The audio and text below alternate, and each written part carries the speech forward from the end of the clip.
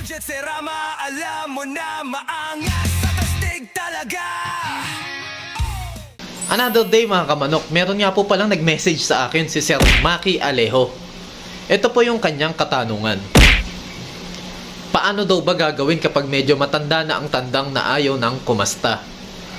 Salamat po sa katanungan, Sir Maki. Simplehan na lang po natin ang pagpapaliwanag.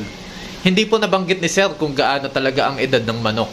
So usually kapag ganyan ayaw ng kumasta ng manok ay tiyak may edad na talaga yan. O may dinaramdam ang tandang kaya di sumasampa. Kung medyo may edad na po yung tandang, dyan na po nila mas kailangan yung mga bitamina. So sa basic muna po tayo magsisimula. Subukan nyo pong ihiwalay sa mga inahin. Yung tipong siya lang ang andon sa kulungan. Subukan nyong sabikin sa inahin.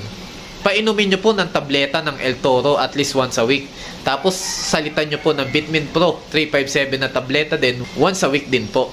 Malaking tulong din po kung mabibigyan o matuturukan natin sila ng B-complex kahit anong brand po. O kaya yung mga injectable na mga bitaminang may ADE. Malaking tulong po ang mga yan para mapataas po kung sakali ang testosterone level ng ating mga tandang. Pero depende po talaga sa edad na ng manok.